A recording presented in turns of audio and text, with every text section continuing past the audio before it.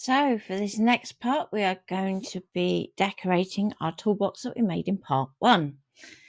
We're going to start with 3 sheets of decorative paper, some of which we're going to fuzzy cut. So you want something that has a bit of pattern to it, but also repeat patterns as well for our panels. So we're going to work through creating our panels, and I'm going to show you some little tips and tricks to do this without a cutter. But if you want to do this with your scan and cut, you can do. You can use the basic shapes to help you.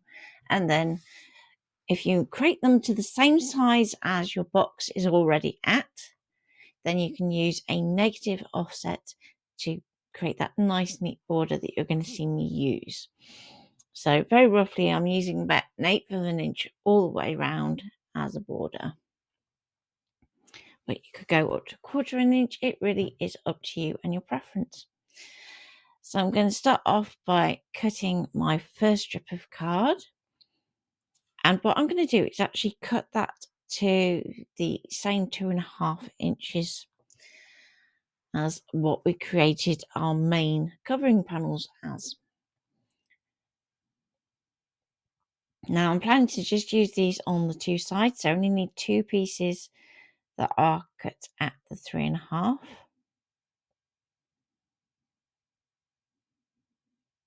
And then we can trim those round with a border.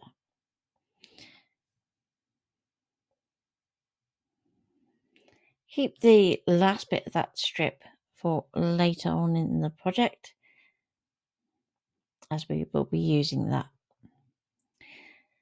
So now what I'm going to do is actually use my scoreboard to create my shape for me. I'm going to mark it in the center at the top. Then I'm going to mark it at the 1 1/4 and the 1 1/4. And then I'm going to trim the triangles at the top. So this basically creates the same panel as we already have on our side of our toolbox. But what we want to do is actually create our border. So I'm just going to, at this point, just trim my second piece to match. And you don't have to do this perfectly, or you can skip this little bit of a step if you want, for reasons that will become apparent. It just becomes a little bit easier in terms of pattern matching if you do that. So what we're now going to do is we're going to use the scoreboard and our trimmer to trim a bit of a border around. So if we were to cut this at the moment, what we could potentially find that we do is actually we don't get that nice neat amount all the way around. So we're going to use our scoreboard and we're going to mark it at 1/8 or 1/4 in from that cut edge.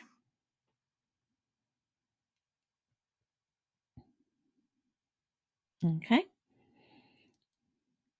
So the idea being that you want to keep that as even as possible. So if you need to slightly adjust where you have that on your scoreboard, you could do that. And mark it on the side that actually makes it most visible. The other trick. Do the same along the bottom edge. So I now have that marked at the sides and at the top. And now I'm just doing about 1/4 to 1/8 of an inch down from where the angle turns on that side for our top triangle. Turn that round, line it up, and then mark it at the top. So this way we're getting a nice neat border around our panel.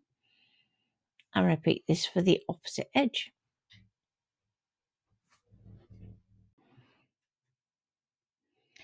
Okay, so notch again on the side.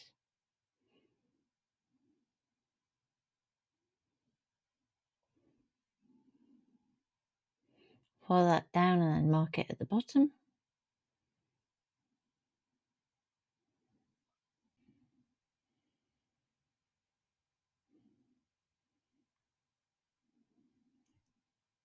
So now you can either use your scissors or your guillotine to cut between those notches. I'm going to use the grid on my guillotine to help me make sure I get this bit level.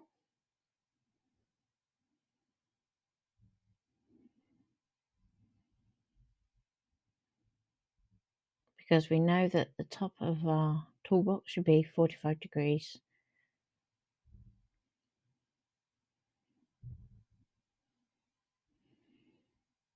We're then going to trim the sides and bottom.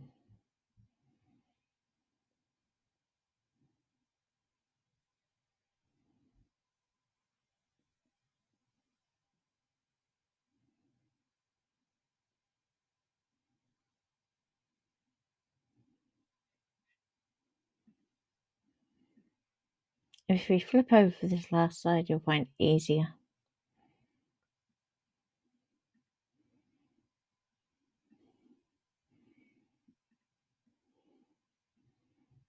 We can then line that up on our panel and make sure that we're happy with how everything is working out. If you need to trim a little bit more off the bottom to make that spacing even, then do so.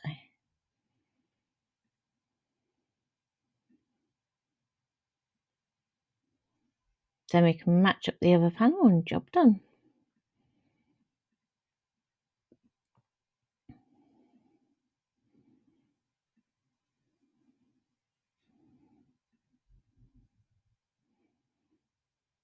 So to limit how much we're cutting, we can do it down to one corner.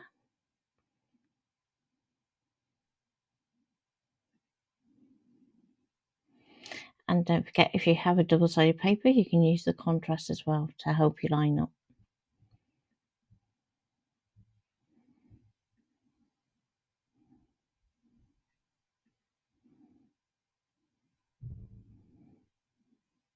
Again, we're going to line that up on the grid.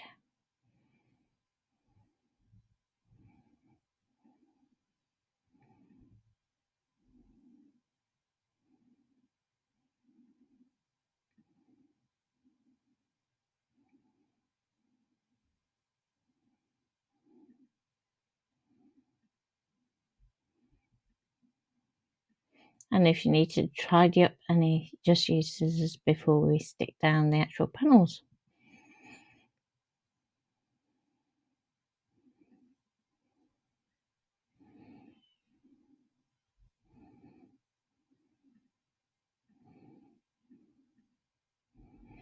Choose which side of the paper you want to use, and then you can use either the thin or the wider edge of your glue to apply across the card.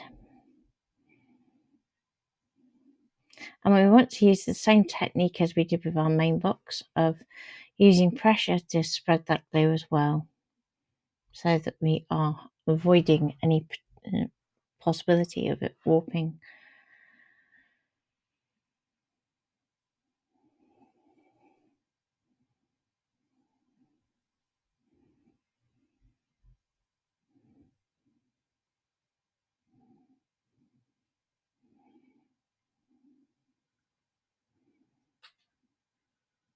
So you have a little bit of wiggle room, but not much when we've applied the glue this thinly.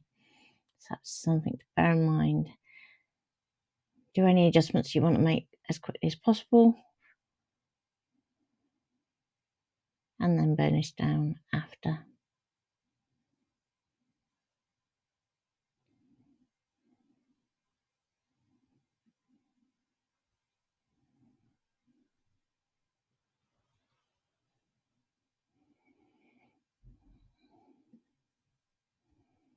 So make sure you go up to the edges as well, so that you're not having anything curling as you use your little box, however you want to use it. So you could put in gifts, you could put in craft supplies, the choice is yours.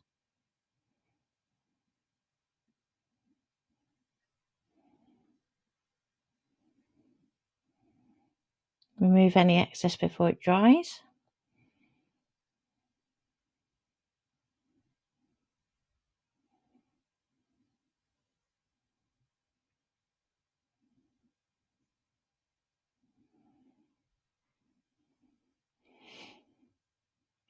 So now we can fussy cut some clouds from our pattern paper.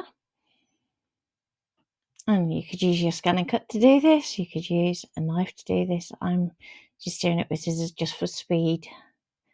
You can take a bit more time than I do.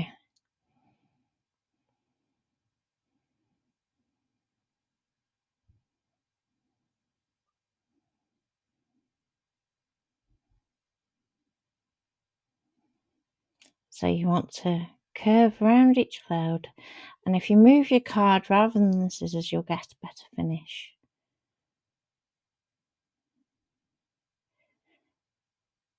So put some little drops of glue on the back. Less is more when it comes to glue on these little bits.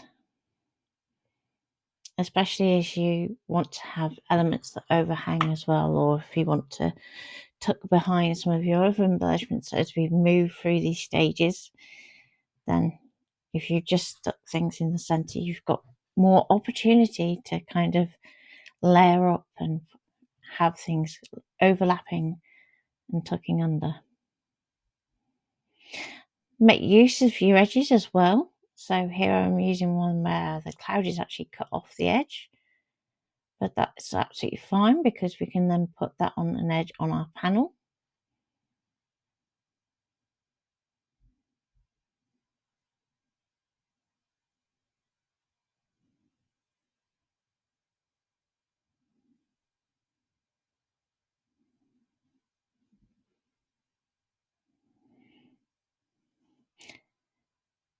So now put a little bit of glue on and choose where you want to put this cloud.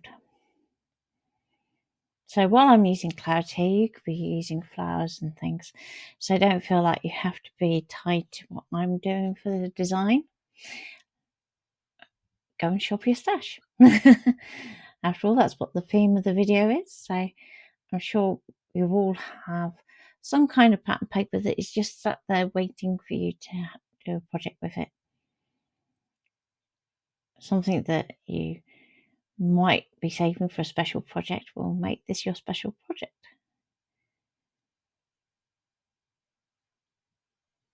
The biggest enemy of creativity is perfection. So don't wait for the perfect opportunity, just get it out and use it.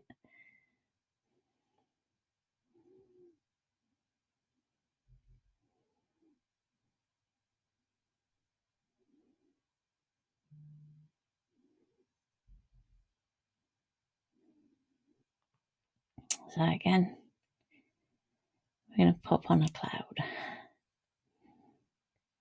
So we're tying the two sides together by having the same icon on both sides.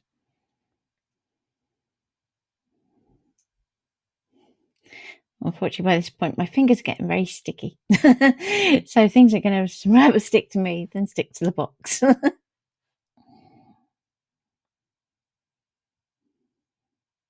If you have a damp sponge or baby wipe to one side, you can kind of clean off your fingers as you go as well.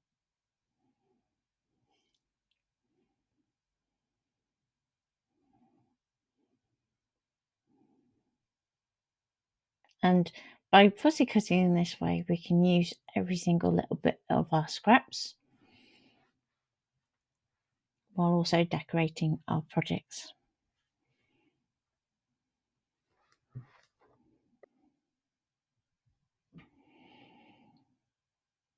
So now you want to start thinking about the other elements that you have that you want to include into your design. These could be text elements, they could be stickers that you have, these could be stamp designs as well. And don't forget the possibility of actually making your own embellishments with your stamps, especially if you do have things like the scan and cut, or if you want to use print and cut on the silhouette and the cricket, you can make your own. You don't have to have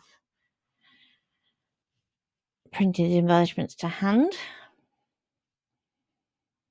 The idea is that you're using those elements and papers and supplies that maybe you are saving for best and for these projects that you kind of have as metaphorical perfection in your head, and instead we're going, no, papers are not meant to just be stroked. We're all guilty of it. We look at it, we go, that's too nice to use, we put it back away, and then it's not living up to its potential. At the end of the day, you bought it to craft with, so make sure you do craft with it, and nothing lasts forever. And there's nothing worse than investing in an art supply and it being useless by the time you actually come to use it for a project. There's also a lot to be said for making sure that you craft a little each day and just get with your hands instead of stuck in your own headspace. It's so good to just switch off sometimes.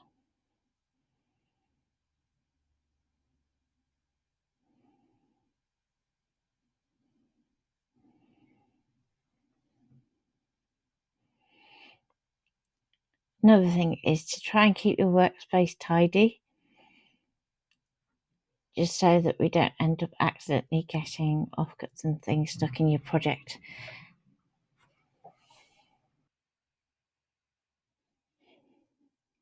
So now we're going to use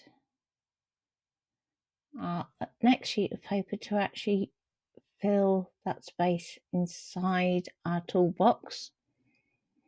So what you want to do is cut a strip that is the 3.5 inches wide minus a small smidge so that it fits within the fold lines.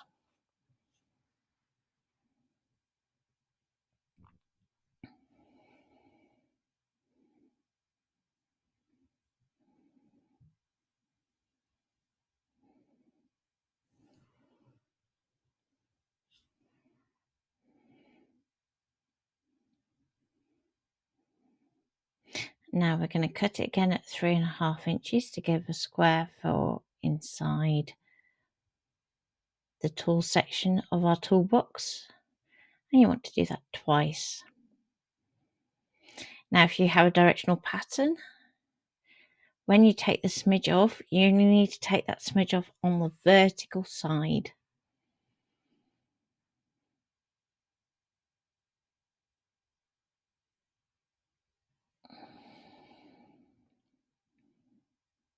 So now we're going to apply our glue, again using the wide applicator. It's going to be a little bit harder to burnish this one, so you want to try and get this glue as level and even as possible.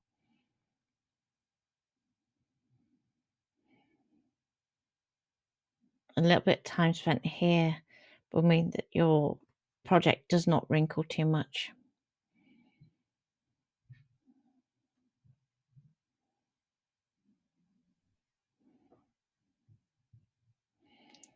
So I'm going to angle that in to get it in rather than trying to fight the glue.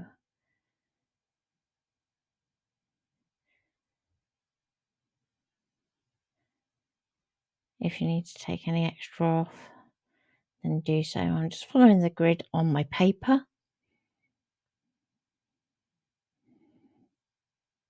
Definitely going to have to clean the scissors out after that. So tuck that in as far as it will go, then press it down and we can trim if we need to. Now I'm going to use the bone folder nearest the folds because there's the support there. But in that middle section, there's nothing supporting. So if you have something that is of the right depth, then you can use that to help you. But I couldn't find anything that was roughly that size that I could press onto.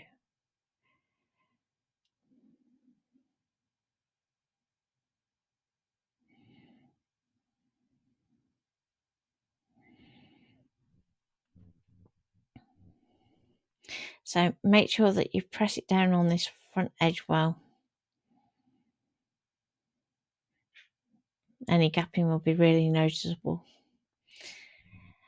We're going to match that trimming that we already did.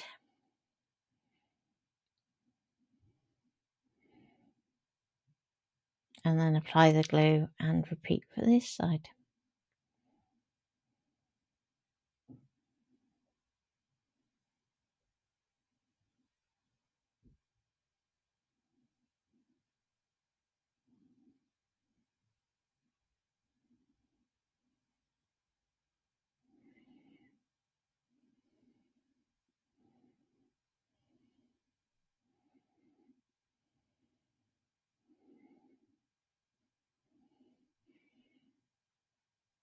So spread that out nice and evenly again.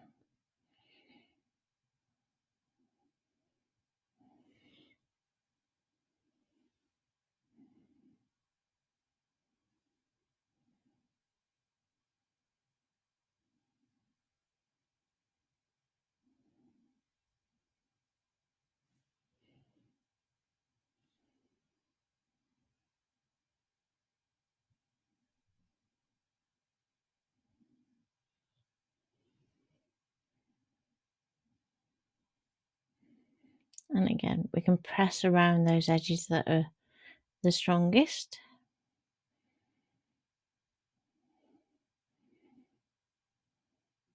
And again, just press on that top edge just to make sure everything is absolutely perfect.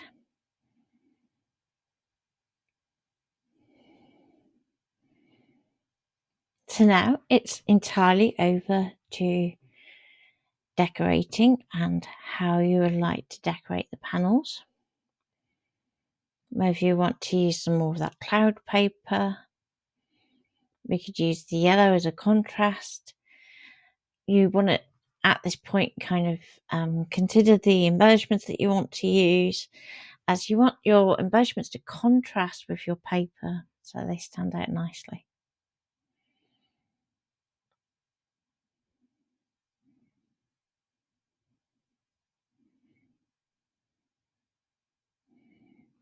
So in terms of sizes, you are looking at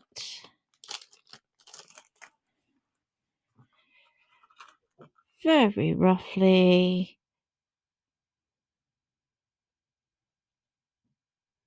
3 inches and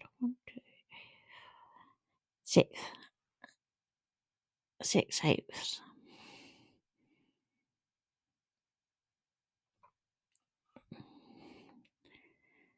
I say 6/8, it's probably 6/16 actually. To give it in centimetres might be easier.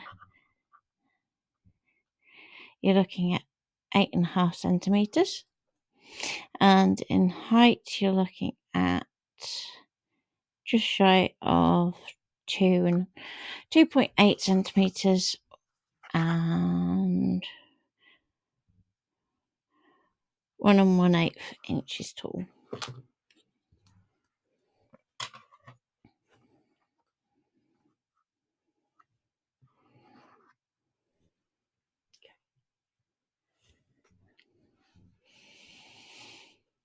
So we want this panel to sit just within our turquoise panel so that we have a nice little border. Otherwise you're kind of covering up all the card that you formed as a base. So if you're using scrap card to make this project, for instance, you could cover it entirely and just not leave these gaps.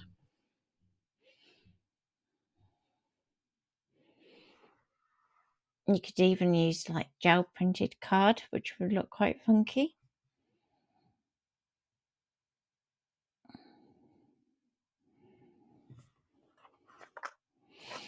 So I went for the contrasting yellow side for both of my panels, but it really is up to you.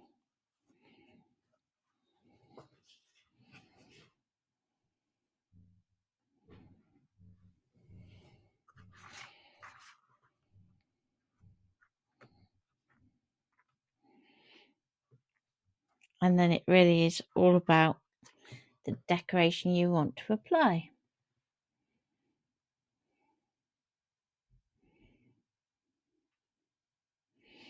So when it comes to the burnishing, I'm going to go from the front very lightly, which is more about making sure that we're getting everything straight. Then flip it over and work from the inside so we can press down against the desk. And that's going to smooth everything out. Do the same on this panel too.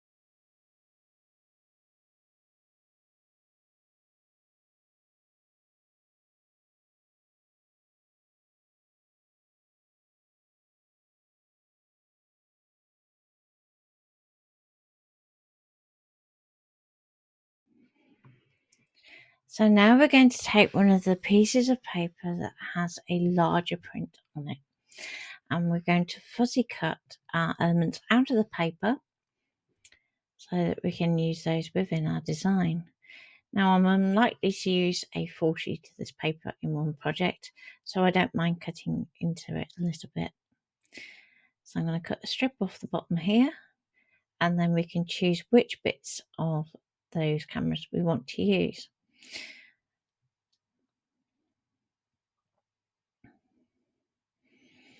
So when I'm doing this, I'm looking at the papers already in my project, but also the embellishments that I have out sorted, ready to go on to the project itself as well, so that we're making the best use of our papers.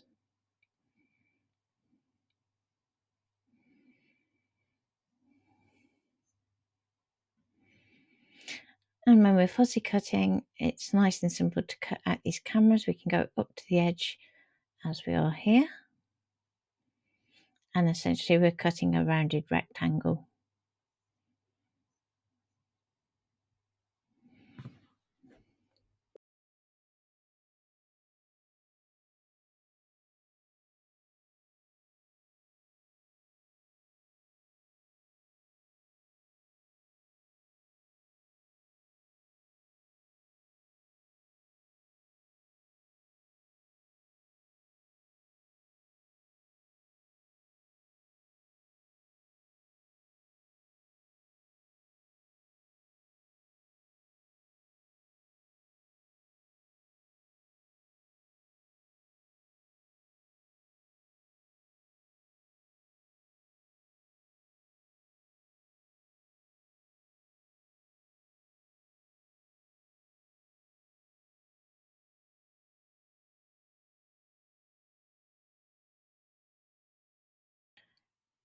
So for the red camera, what we're going to do is we're going to allow a slight offset.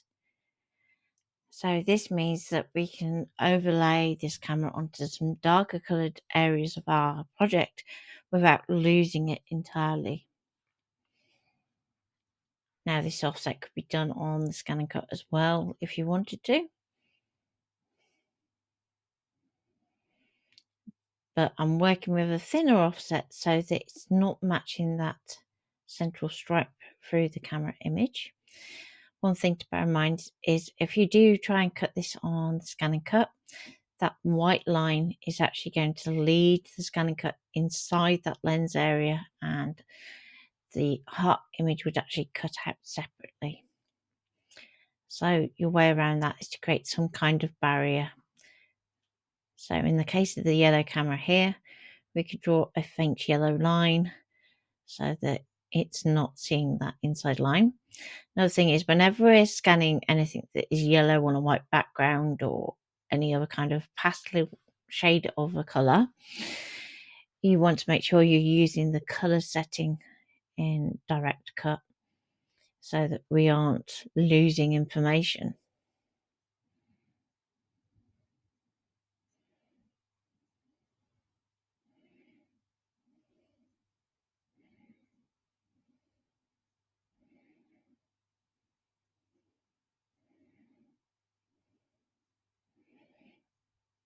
And there we go.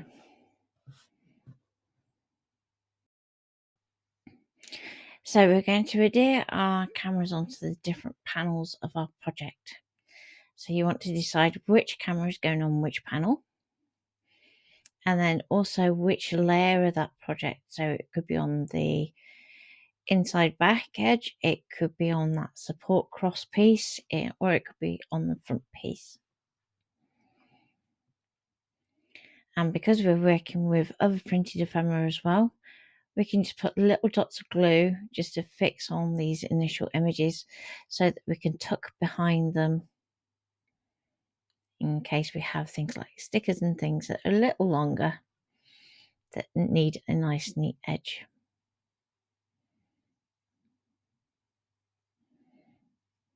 And we're going to burnish that down so that it stays put, and then we can move on to the next camera.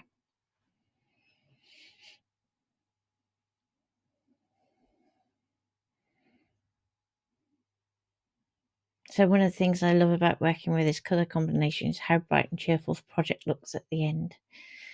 And that's something to consider when we're choosing the colours for our project, is how they make us feel.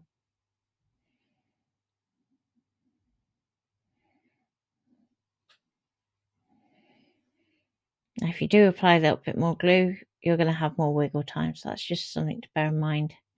Also means that when we do burnish, more of that area of that camera will be stuck, and the less opportunity there will be to tuck items behind.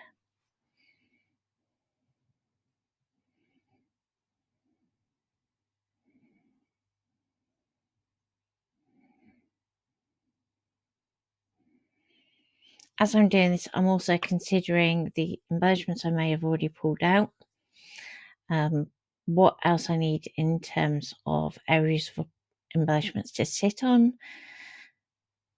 Lines and stripes are great for text, for instance, or if you want to do things like flags and things to hang down or arrows to stick above.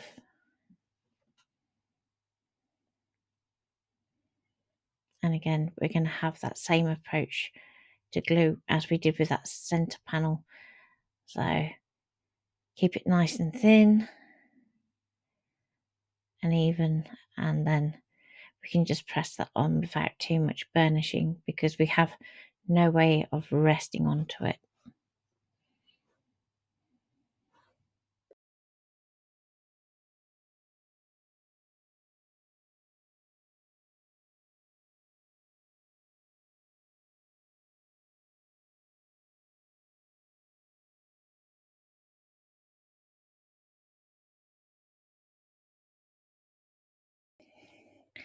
Now we're going to repeat our stripe, but rather than putting it on that central section, we're going to put it on the front this time. Now, because I want it to sit on this panel, I'm probably going to need it a little bit shorter, so offer it up to the page, and then you can trim.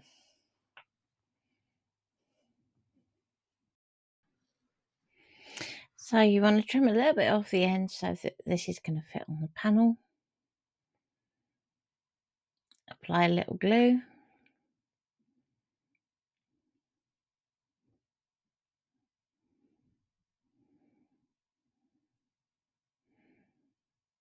And then we can place our strip over the top.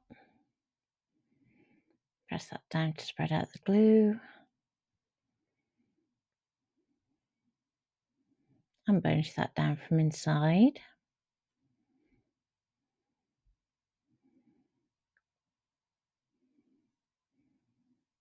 And you can choose if you want to match that stripe from the front to the back.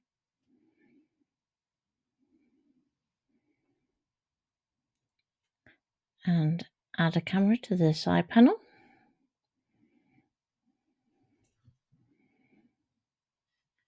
Again, just a little bit glue.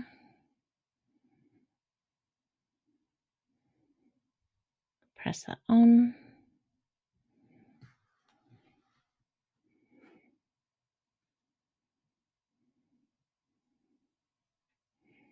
If you feel like a bump, you can use the bone folder just to burnish that out.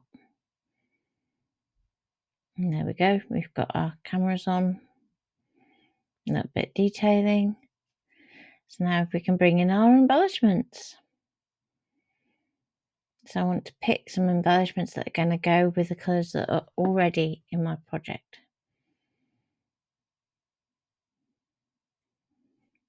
So work out what can fit where. And as you're working your way through, you can either stick them onto the project or sort out all your embellishments first and do it at the end.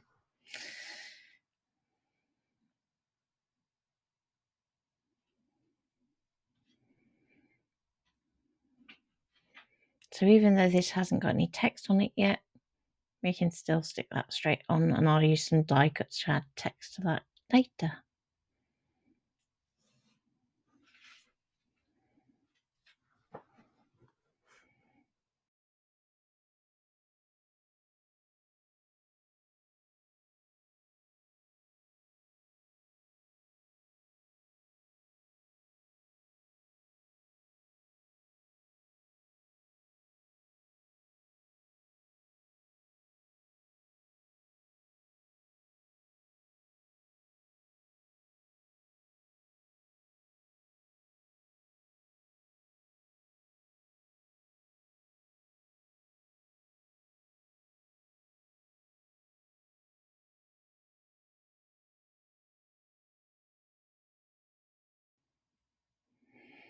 Sometimes an embellishment will fit the project but not necessarily fit the theme.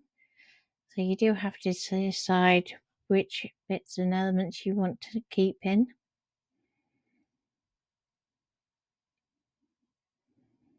If you're not sure, you can always set it one side until later and come back to it. It's not fixed until you fix it.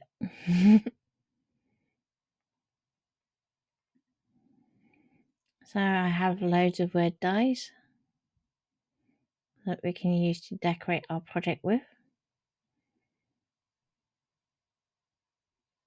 And it's quite useful to keep a little box like this where you've die cut words for other sentiments and you've ended up with a few spare.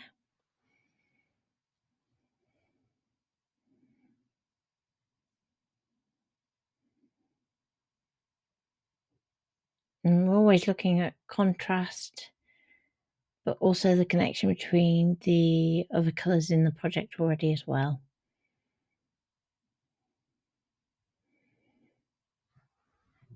So we can outsort a few of these words, and they may not necessarily all go on one side. We may want to put them onto that panel that we've just glued on, or we might put some on the front and some on the back.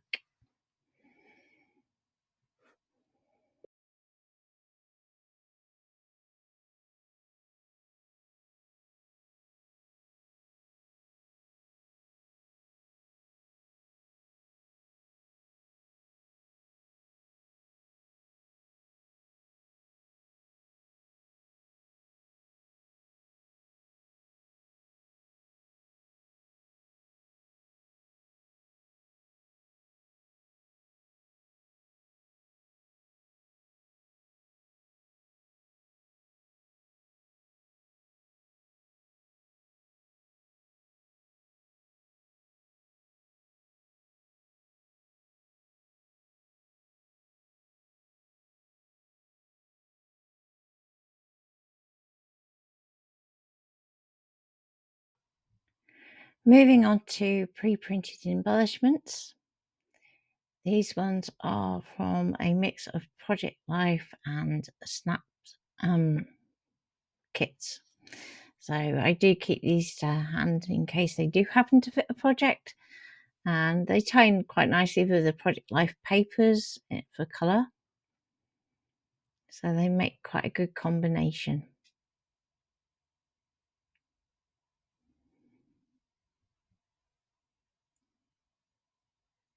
So when I'm looking at these, I'm constantly thinking, what do I want to do in terms of the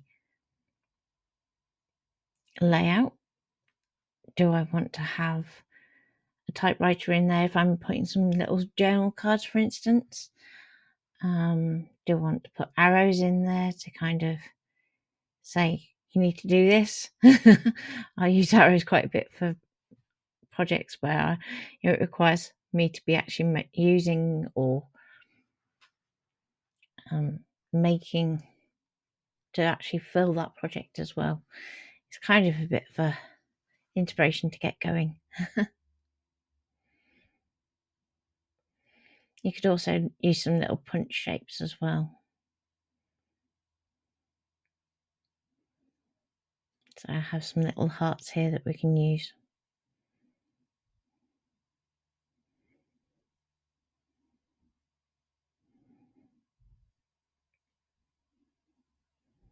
There we go. We have a thumbs up, a typewriter and some arrows. And now we just need to assemble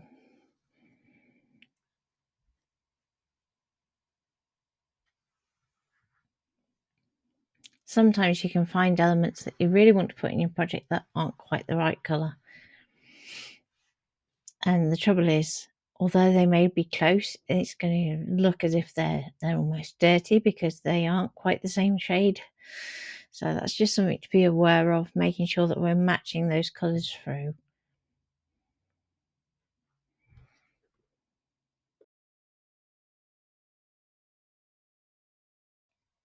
Next, I have some plastic paper clips that we can use for binding together some photos or journal cards once we've put them into our toolbox, so that we're kind of keeping things together.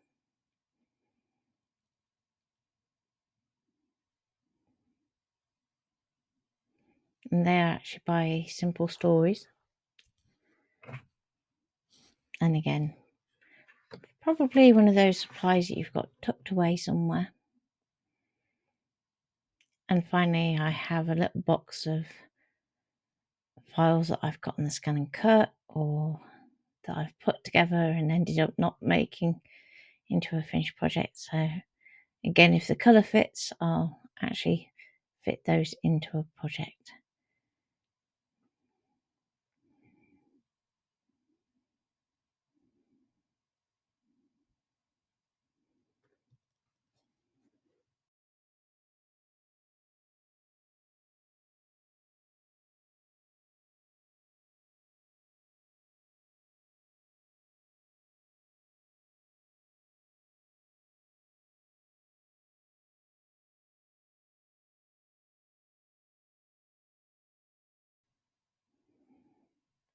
So now we just need to stick it all together.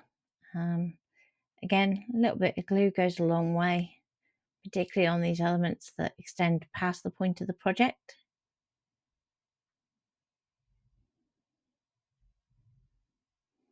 And think about how you want things to layer up. Which way do you want the arrows to point? Is it going to be pointing in towards the toolbox and saying put in? Or are you going to have it pointed out of the toolbox to say, get me out?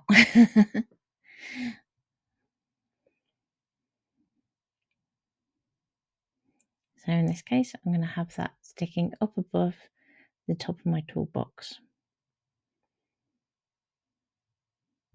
It's important when we are using pieces like this to bear in mind if they're going to need some kind of reinforcement for the longevity of your project.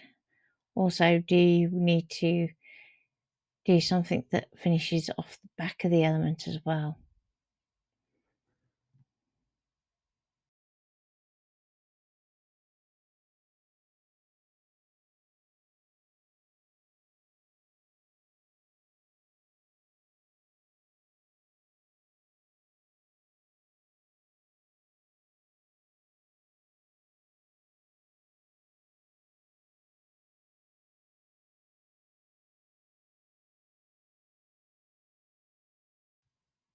So as I'm working my way through the project, I'm just constantly thinking to check both the front and the back, looking at the layout of the piece as a whole, because it can be quite easy to get focused on the individual piece in your hand and lose focus on the overall structure. and also how you might use this project. So for instance, we could put photos one side and stories the other, ready to go into a mini album. It could be that you're just making this really pretty container that you just want to have for post-it notes and things like that. It really is up to you how you want to do it.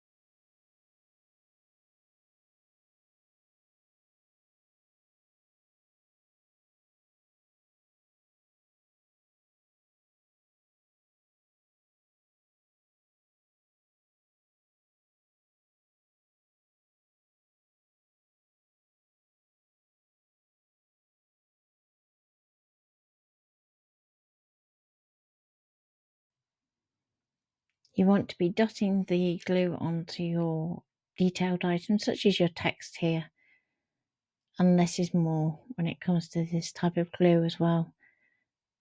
Otherwise it's so easy for it to leak outside of your object when you stick it on.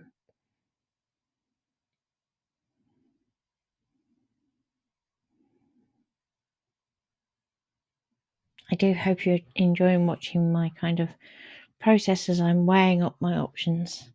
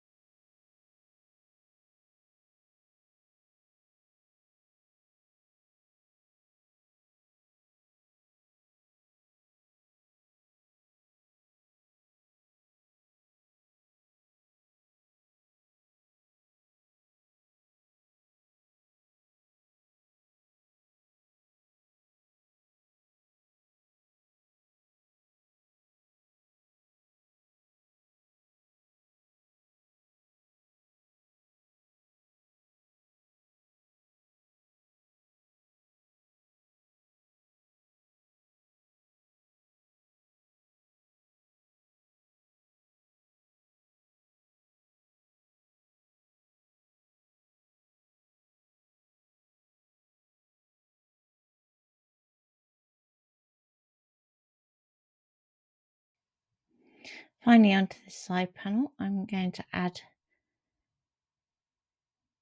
our text, and if you need to change colours, just go through the die cuts you already have or recolor the ones you've already done as needed to get some contrast.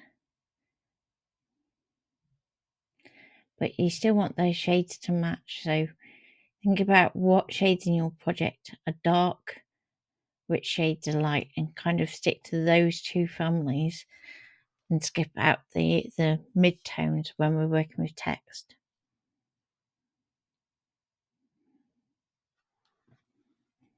Because you can have dark text on a light background and light text on a dark background, but if you've got two middles, it's not going to be very legible. The other thing to bear in mind is, as much as we try on videos, they may not be entirely colour accurate.